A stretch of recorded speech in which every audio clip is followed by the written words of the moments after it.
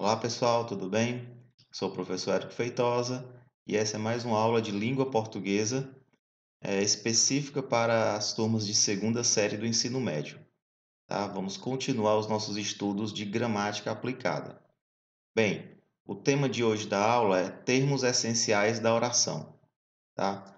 Nesta videoaula nós vamos falar sobre a função de sujeito, ok? Então é isso, pessoal. Primeiramente, nós precisamos entender aonde é que o sujeito, né, essa função de sujeito, se encontra na gramática. Primeiro, você tem que entender o que é sintaxe, né? Bem, sintaxe é a parte da gramática que estuda as relações entre as palavras dentro de uma frase, ok? Frase é tudo aquilo que a gente pronuncia que tenha ou não verbo. Ela pode ser pequena, né, simples, como um bom dia, ou ela pode ser uma frase mais complexa, formada por várias orações. Então, o interessante é saber que, sendo simples ou sendo uma frase mais complexa, as palavras que você utilizou, elas não foram utilizadas de qualquer modo, de maneira aleatória. As palavras dentro de uma frase, elas possuem relação. E essa relação é chamada de sintaxe, ok? Bem, aliada à sintaxe está o sentido que você quer dar, tá bom? Então, uma boa sintaxe, uma frase bem construída sintaticamente, vai fazer com que o leitor ou aquela pessoa que está te ouvindo, ela entenda o que você realmente quer dizer, tá? E não fique interpretando coisas sem sentido. Então é isso. Olha só o que está escrito aqui.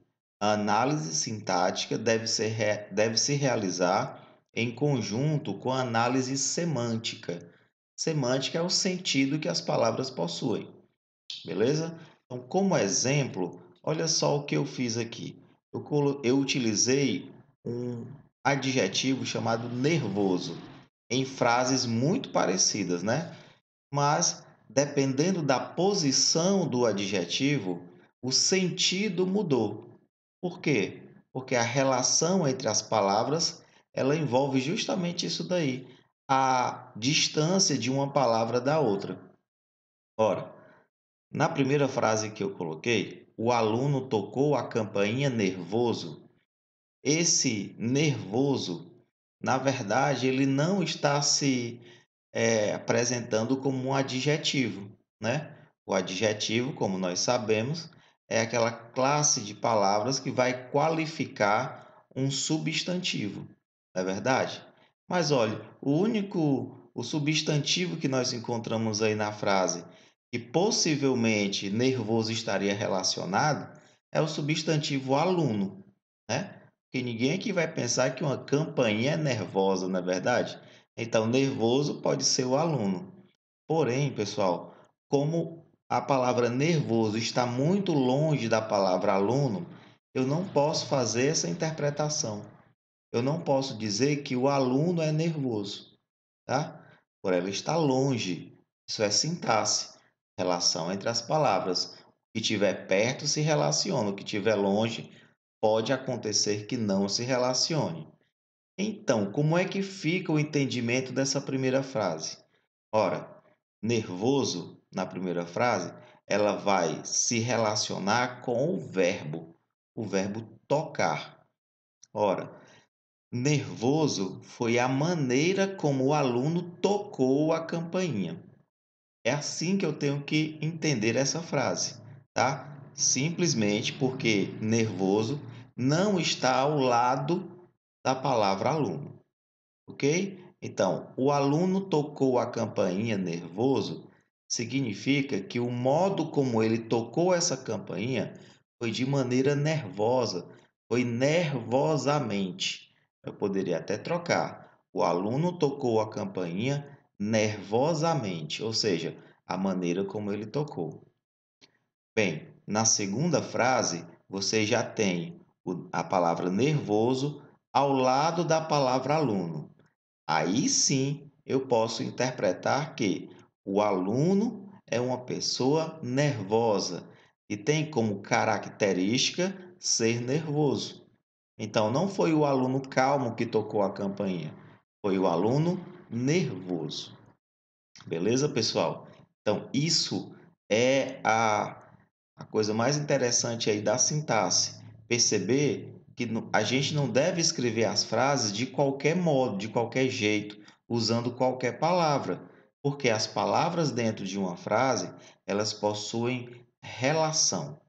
E essa relação, ela tem muito a ver com o que você quer dizer com aquela mensagem. Beleza? Então é isso. Sintaxe é justamente esse ponto. E aí, pessoal, quando a gente começa a estudar sintaxe, a gente percebe que nas frases as palavras possuem funções. Então, cada palavrinha dentro de uma frase possui uma função. É mais ou menos parecido com, por exemplo, vamos pensar em uma loja, né? Uma loja de roupas. Então, em uma loja de roupas, eu tenho várias pessoas trabalhando em funções diferentes, não é verdade? Existe a função de vendedor, existe a função de caixa da loja, existe a função da pessoa que vai limpar a loja, existem outras e outras funções. Numa frase, funciona do mesmo jeito. As palavras, quando jogadas dentro de uma frase, elas vão ganhar funções. Elas têm uma missão ali, né? Uma função. Beleza? Então é isso. E dentro dessas funções, as principais, as que a gente chama de essenciais, são a função de sujeito e a função de predicado. Tá bom? Na aula de hoje vamos falar da função de sujeito, ok? Vocês já estudaram isso em algum momento da vida escolar de vocês, mas hoje a gente vai relembrar. Bem, o que vem a ser sujeito, né? Sujeito, ela não é uma pessoa, pessoal. Ela não é... A gente não pode entender que é sempre uma pessoa, um ser humano realizando alguma coisa. Não é isso.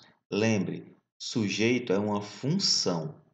Tá bom? Uma função. E essa função pode ser ocupada por uma pessoa, por um objeto, por um animal, né? Depende muito, tá bom? Então, o que você tem que saber é que o sujeito é o termo, ou seja, é a palavra que pratica uma ação.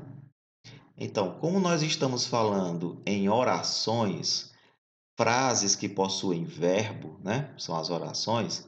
Então esse verbo ele precisa ser conjugado, ele precisa ser, alguém precisa realizar esse verbo. E quem tem essa função é o sujeito, tá bom? Então a primeira característica de um sujeito pode ser justamente isso. É o termo que pratica uma ação verbal. Bem, mas eu também posso ter sujeitos em que ele sofre uma ação ao invés de realizar essa ação. Beleza? Eu vou chamar lá de sujeito paciente, né? Como se fosse um sujeito passivo que recebesse, que sofresse a ação. Outra característica do sujeito é que ele pode ser aquele ser, aquela coisa de quem eu estou a quem eu estou declarando alguma coisa, né?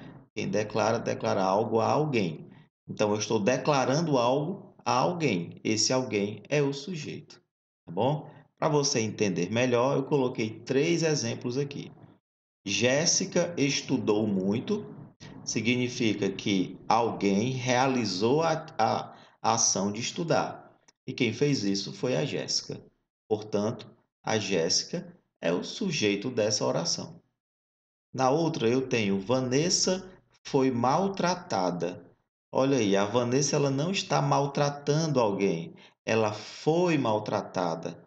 Ou seja, ela recebeu a ação, ela sofreu a ação. Portanto, Vanessa também pode ser chamada de sujeito, e se você quiser, pode dizer sujeito paciente, porque é um sujeito que está sofrendo uma ação. Já na outra frase, Geise é uma ótima aluna, eu tenho alguém recebendo uma declaração. ela é ótima aluna. Eu estou declarando que ela é ótima aluna. Então, quem está recebendo essa declaração é a Geise. Portanto, Geise é o sujeito da oração. Bem, a Mônica veio nos dizer o seguinte: Cebolinha, o verbo entrega o sujeito da oração. E é verdade. Se você quer saber quem é o sujeito de uma determinada oração, você tem que perguntar, você tem que analisar o verbo. É ele que vai dizer para a gente, tá? O Cebolinha que não entendeu nada, né? Tá dizendo que o verbo é fofoqueiro, tá bom? Então, basicamente, pessoal, é isso.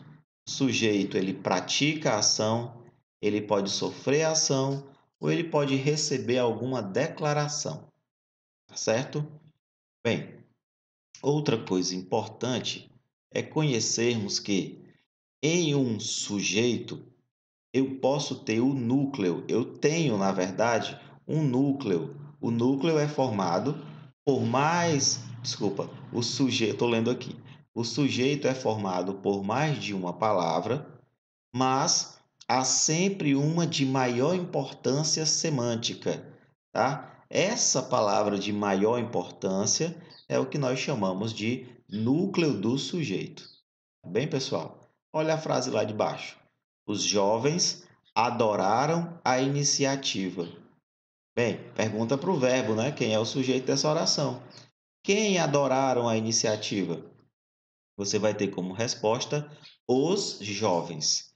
Então, olha só, o sujeito é isso tudo, tá bom? Os jovens.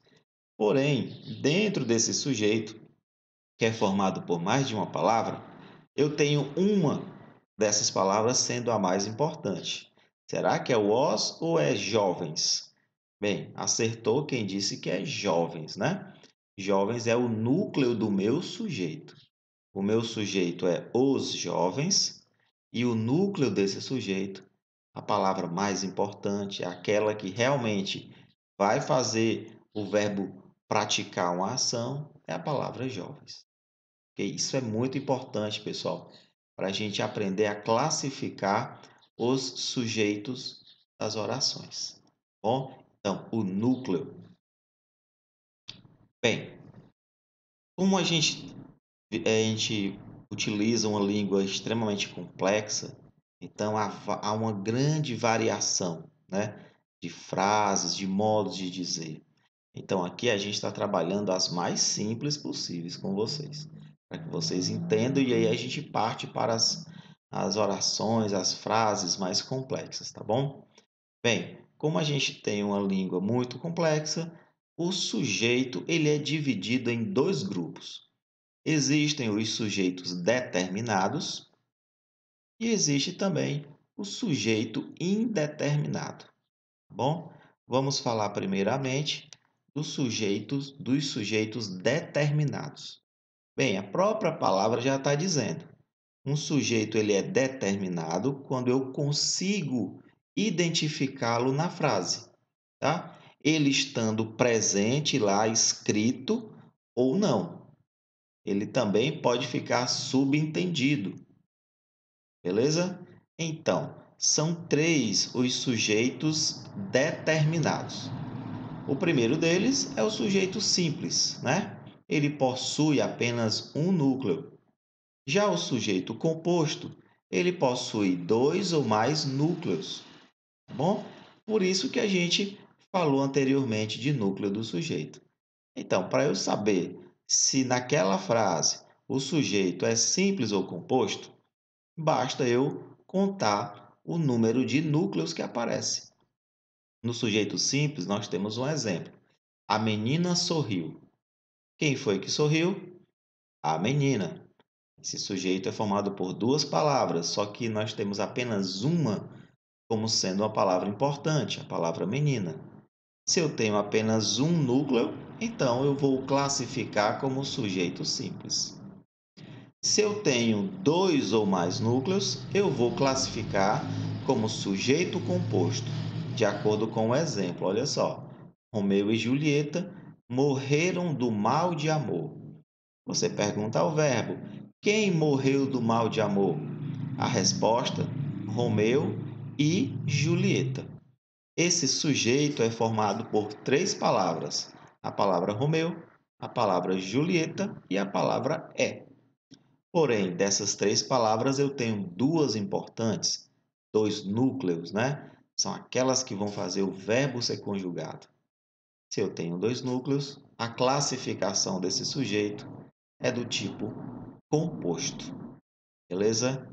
E o sujeito oculto, também chamado de elíptico, ou também de sujeito subentendido. Bem, esse parece complexo, mas não é. Ora, ele é identificado pela terminação do verbo. Então, existem vários momentos, né, pessoal, quando a gente está falando, e não é necessário a gente mostrar o sujeito da oração. Por exemplo, tem uma frase muito popular das pessoas que estão apaixonadas. Elas dizem assim: te amo. Ora, quando elas dizem te amo, quem está escutando entende que ali existe um eu. Eu te amo. Mas esse eu ele foi subentendido, ele fica subentendido, ele foi oculto, porque as pessoas não veem necessidade de dizer esse eu, não é verdade?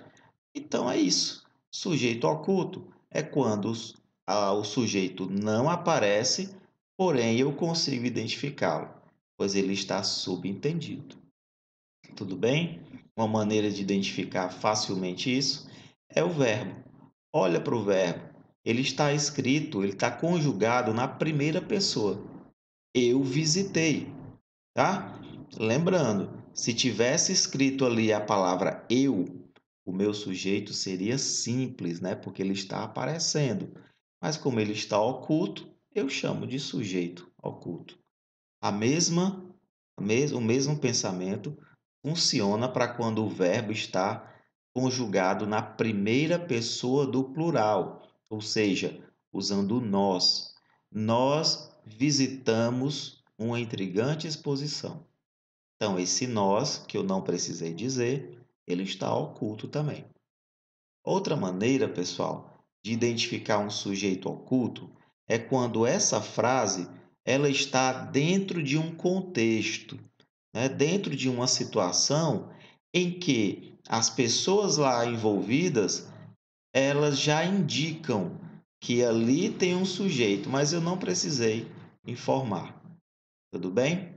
Então é isso. Sujeitos determinados são o sujeito simples, o composto e o oculto. Vamos agora para os sujeitos indeterminados. Bem, sujeito indeterminado eu só tenho um tipo, que é justamente esse nome, sujeito indeterminado. Porém, ele possui algumas ocorrências. O modo dele aparecer é bem diferente daqueles que a gente falou agora. Ora, se o sujeito é indeterminado, pessoal, o que essa palavra quer dizer? Que a gente não consegue identificar. Nós não conseguimos identificar, porque ele não está oculto apenas. Simplesmente, por algum motivo, esse sujeito ele não aparece. Tá bom? Quando é que isso acontece? Nós temos duas ocorrências. A primeira delas, quando o verbo está conjugado. Perceberam lá o que a Mônica falou? É verdade, né? Quem indica o verbo realmente é o sujeito. Desculpa, quem indica o sujeito realmente é o verbo. Bem, se o verbo estiver conjugado na terceira pessoa do plural, sem haver sujeito expresso, ou seja, sem estar escrito ali o sujeito, bem, ele vai ser chamado de indeterminado. Olha só essa frase aqui. Telefonaram para você. Quem telefonou? Foram eles? Foram elas? Foi só uma pessoa? Foram duas? Quem foi? Eu não sei dizer.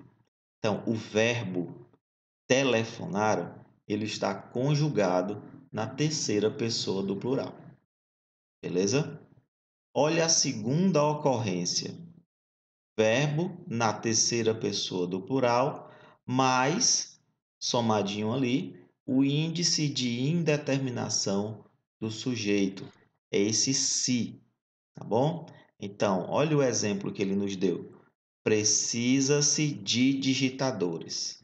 Então, quando você vê numa frase esse se, você já fica com o pé atrás, porque possivelmente essa oração tem sujeito indeterminado, tá bom? Mas cuidado, existem casos que a gente vai falar depois em que, mesmo tendo o se, o sujeito não é indeterminado, tá bem? Vou dar um exemplo disso. Com certeza você já deve ter visto aí pelas ruas, né, pessoas vendendo casas, então elas colocam uma placa: vende-se casa. Essa frase, ela parece que o sujeito está indeterminado, mas na verdade não. O sujeito dessa frase que eu acabei de dizer é a palavra casa, tá bom? Mas não se preocupe, eu vou explicar isso em uma outra aula, tá bom? Bem, você tem que ficar ligado no se, nesse caso aí que eu acabei de mostrar. Precisa-se de digitadores. Bem, quem precisa de digitadores? Não sei. Não está explícito, não está determinado, né? Então, basicamente é isso, pessoal. Bem, existem alguns casos em que a oração que você está falando, ou que você está lendo, ela não tem sujeito. Existe sim. Apesar de ser um termo essencial, né, existem orações em que não aparece sujeito. Não adianta você procurar. Não é nem que ele está indeterminado, ele está oculto. Simplesmente ele não existe, tá bom? O que você vê naquela frase lá é apenas predicado, não tem sujeito aparecendo. Bem, professor, mas quando é que isso acontece? Então, eu vou mostrar agora para você. Vamos dar uma lida aqui. Temos oração sem sujeito quando a informação veiculada pelo predicado centra-se num verbo impessoal. Portanto, não há relação de sujeito com verbo. Ora, verbo impessoal é aquele verbo que não tem alguém praticando a ação dele. Tá certo? Não tem como a gente saber porque não existe alguém praticando a ação. Por isso que é chamado de impessoal. O primeiro caso de verbos impessoais são os verbos que exprimem fenômenos da natureza: chover, ventar, anoitecer, amanhecer, relampejar, trovejar, nevar e etc. Nesses verbos, pessoal, não existe sujeito, tá? Verbos que estão indicando fenômenos da natureza, tá bom? Olha a frase: choveu torrencialmente em Mato Grosso. Né? Quem? Pergunte ao verbo. Quem choveu torrencialmente em Mato Grosso? Verbo impessoal, ok? Só que você tem que tomar muito cuidado. Vocês perceberam que na frase anterior, né, que na primeira ocorrência lá, o verbo indica um fenômeno natural. Porém, nós temos o costume de utilizar esses verbos de fenômeno da natureza, só que com um sentido figurado. Bem, se o verbo, mesmo indicando fenômeno da natureza, ele está no sentido figurado, então você tem que tomar cuidado, tá bom? Olha só a frase: choveram reclamações contra aquela empresa. Bem, choveram reclamações. Reclamação não é água, né? Ou seja, esse verbo chover, ele está no sentido figurado. Ele está sendo usado de maneira metafórica, tá bom? Então, chover, se fosse fenômeno da natureza, se fosse na linguagem denotativa, seria o sentido real. Mas aqui, ele está sendo usado no sentido conotativo, no sentido figurado, tá certo? Então, nesses casos, o sujeito aparece. É reclamações. Reclamações choveram contra aquela empresa, tá bom? São as reclamações que estão chovendo. Então aparece aí o sujeito da oração. Beleza, pessoal? Então é isso. Muito cuidado, né? Bem, em outros verbos também existe esse fenômeno de não existir, de não aparecer, na verdade, a oração. São os verbos, pessoal, fazer, ser e estar.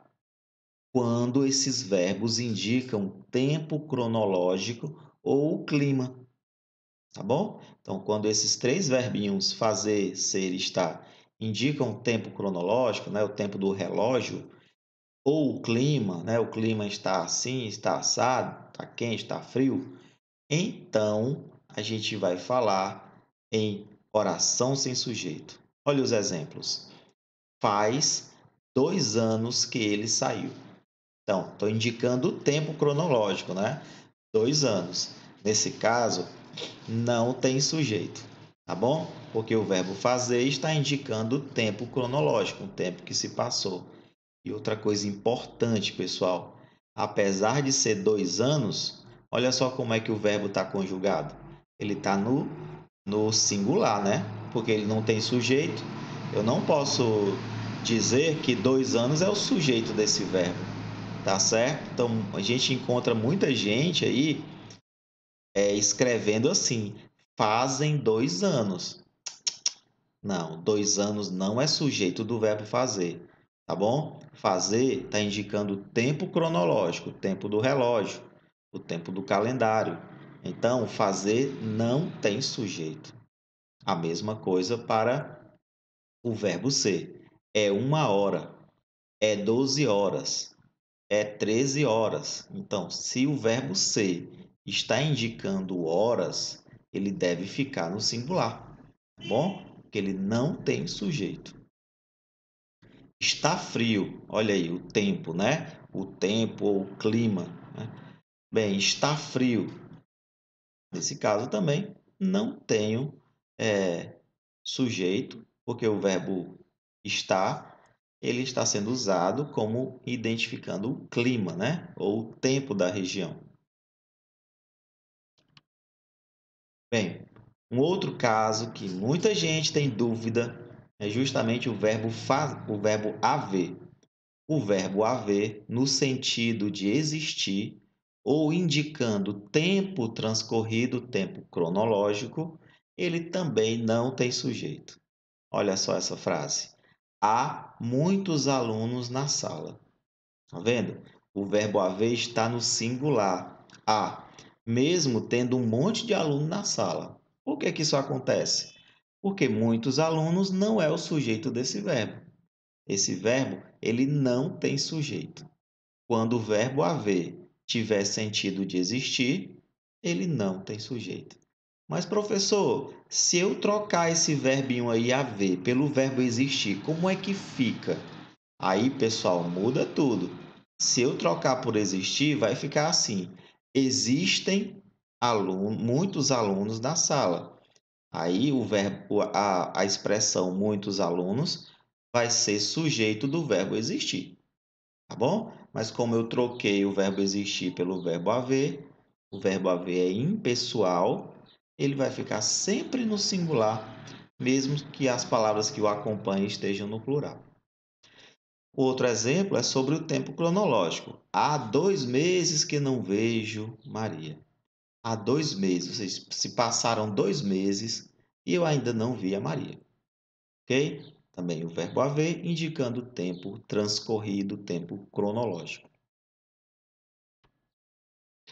Em atenção, né? Eu já expliquei, mas olha só, estou explicando de novo. O verbo existir não é impessoal, tá? Sendo assim, ele possuirá sujeito expresso na oração. Então, se eu trocar lá o haver pelo existir, vai ficar assim, ó. Existiam 4 pessoas interessadas na vaga.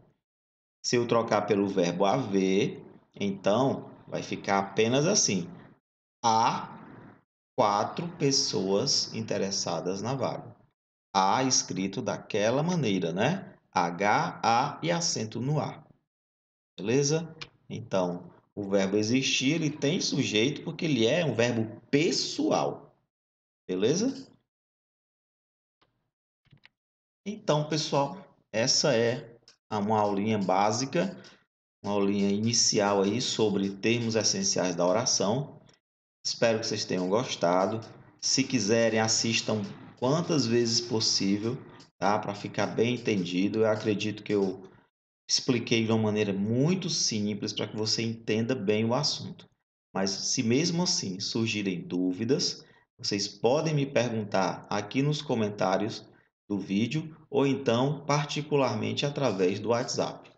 Um grande abraço para vocês e a gente volta já já com mais aulas.